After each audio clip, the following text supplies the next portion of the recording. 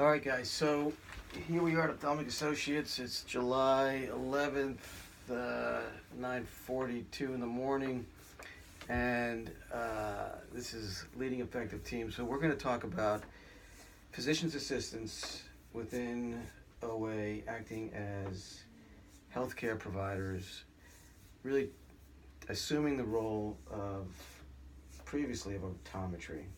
And again, this all stems from the co-management issue, which we call no management, from our friends outside the itinerant group. And we have Nancy in clinical and triage. We have Megan in billing and coding. And we have Christy in administration, HR, what else did you say? Surgery Scheduling and switchboard. switchboard, right. So, I'd like to just hear what you guys think about this. This is really a paradigm shift for us. It is being done in Louisiana by that one group. The group in Minnesota is kind of doing it just for history and physicals, but and we're going to use a PA for history and physicals, but we're also going to use them to actually see patients, kind of like a walk-in clinic model that the orthopedists use here in Anchorage. So Nancy, can I start with you? What do you think? I think there's a place for PAs at Ophthalmic Associates. I like the idea of being able to provide a walk-in clinic. It wouldn't take very long for primary care, urgent care, to figure out that we have somebody available to see somebody with an ocular situation every day, all day long. And I think that would be good to offer this community. Good. Okay, thank you. So Megan, what do you see from your department? Well, from the financial aspect, PAs can be billed just like MDs, so the financial would be just how many do we need this PA to see to make you guys a profit. I think the HMPs are great for the mere fact that we can do a quicker turnover on surgeries. Because I know one of the first cares on Huffman won't even do HMPs on patients. They don't want to deal with that in case something does happen to the patient. So Really? yeah, first care on Huffman will not. Where I work part-time, they won't do HMPs. But they did previously? Yeah, there must have been an issue with another surgeon where something happened with that patient and they don't want the liability anymore. As far as walk-in clinics go, I think there's only one that does them. Yeah, walk-in clinics are those MDs or NPs? Some are MDs, some are PAs, and some are MPs. Mm-hmm. So Okay. would our PA do HMPs for other surgeons? Only for our group. Okay. Now that's an interesting idea. And that might come up later. And just so you know, Scott wrote to me, the whiplash conflict, and I wrote to Scott, and he's a little upset because I didn't offer him right away. Because again, Milani suggested that we hold off because Candace does have an offer. I'm waiting to hear, and we'll see where that goes. He's kind of a backup. I think he feels a little upset about that. From meeting Candace, even though she doesn't have as much eye knowledge as Scott, I think she's got more knowledge on how to start a PA in a practice that's never had one. In my opinion, Yeah. I think she would be a better fit to be the first one at OA because she's very knowledgeable. And she knows what it means to be a PA. Where he's new to the PA world. I mean, he'd probably come in and do great at being a PA as a tech, but I think she would come in and just be able to get the ball because she did so much working with neuro and bringing it to where it is. Right. She's remarkable. I mean, in the sense that she started the neurosurgical aspect of physician's assistants, working, and she was there for 7 years, 8 years. Yeah.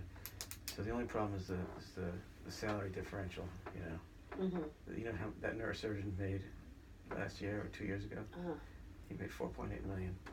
Well, their surgeries are probably a lot more. Yeah, I also think he was pushing the envelope a little bit, but. Well, and the other positive about having her come in is, for me, working in a walk-in clinic, most of the time, unless it's just pink eye, they send them to the ER because they don't. And I think Nancy's right. Once they start realizing they can see them and still send them to us, and they can still bill for seeing them and then send them over here if we have a clinic during the day and we're not, because a lot of times they call and we're full, we can't see them. But I'd say 99% of all eye problems, the walk-in clinics are sending them to the ER because They don't know what to do. they don't even have a slit lamp.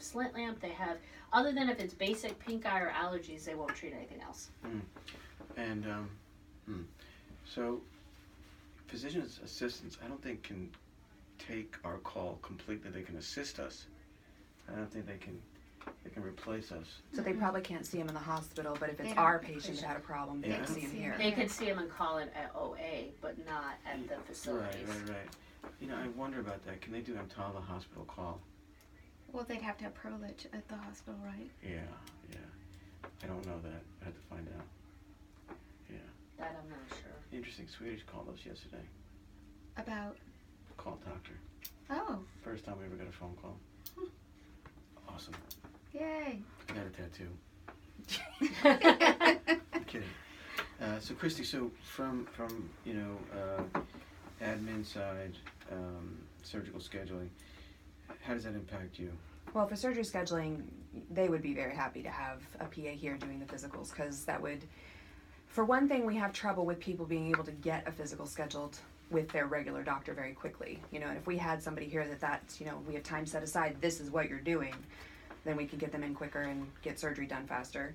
It also helps with any diagnostic testing we have to order, because right now we have to go through the other doctor to try and get the results. And a lot of times we're waiting for a nurse to have time to deal with it at the end of the day, or for the doctor to review it, because it's not their high priority. They only ordered it for our physical, so they're not really concerned about it.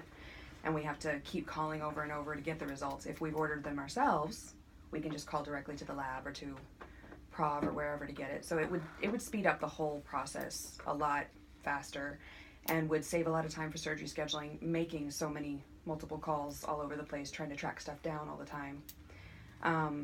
From administration standpoint, I'm not really sure how much it's going to affect. I mean, it'll be people working for another provider. I don't know how it would be perceived from patient standpoints, trying to schedule an appointment for an eye issue, for it being a PA, just because we have problems with trying to convince them to see an OD. They're just convinced they have to see an MD. So I don't know how that'll be received if it's a PA that's seeing them for eye issues. Good point. So the only thing is that the walk-in model would, I think, facilitate that. Because, hey, this is a problem. It's kind of an emergency during a busy day. Yeah. You kind of have to take what you can get. The way I view it, if we used a PA for our physicals and for walk-ins, then I think it would be very successful. If we were to try and schedule them to be like an OD, where they're doing general eye exams for people that don't have acute issues, I don't think that would work. I think we would have troubles there. Yeah. And our switchboard would have a lot of argumentative patients trying to schedule that way. And that might just be at the beginning. Yeah. And as it evolves, it would probably change. But I think using her as a walk-in person, I don't think it would take very long to just beef up her schedule, any schedule, and Right. stay busy. Can you imagine? She's going to develop a group of folks that are loyal. Yeah. I mean, And then down the road, I could see, and I know this is nothing we do now, but depending on how quickly it evolves, we could even look at opening something on the weekends. Because I'll tell you what, that is, I work the weekends at the urgent cares, and they have, you see us, you go to the ER, and you got a couple thousand. I mean, just to go Right. have them look at your eye is $3,000 or $4,000 Where? at the ER. The ER is not. No, I know. So, I mean, years down the road, if this is, and she builds it up and we have a couple, PAs, maybe possibly do a weekend That's brilliant. call, or even just a weekend call where maybe someone's not physically here, but might be on call. Yeah. So the weekend places know, hey, if you guys have a problem, give us a call. That's brilliant. Because we have at First Care, one of the, I don't know his name, but there's an orthopedic that's on call for them, that they call if they have something that they need them to come look at, emergency, so they don't have to go to OPA. Really? So that's not a bad, say, okay, they call and Candace answers the phone and said, no, that's not emergency, you guys can wait till Monday, or hey, had him in an hour meet us at the office, or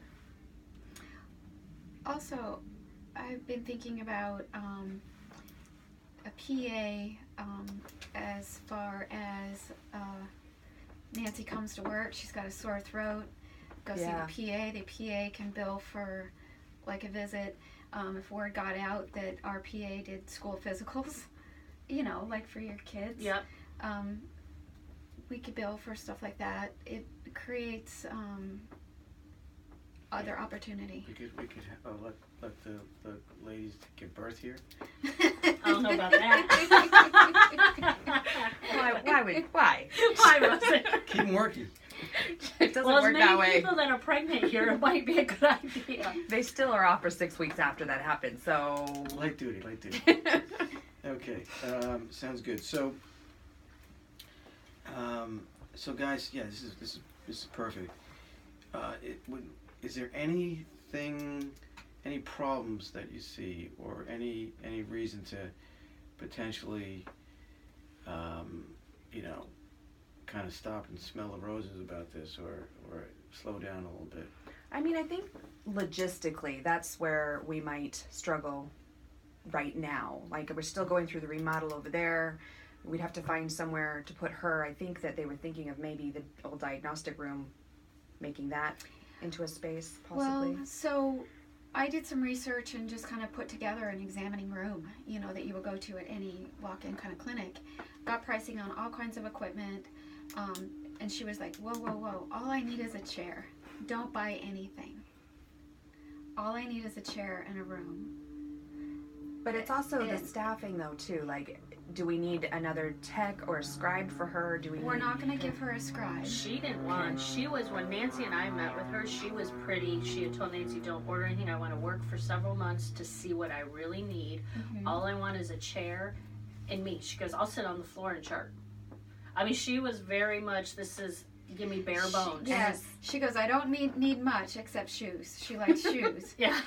So, And is she open to whatever our schedule works best?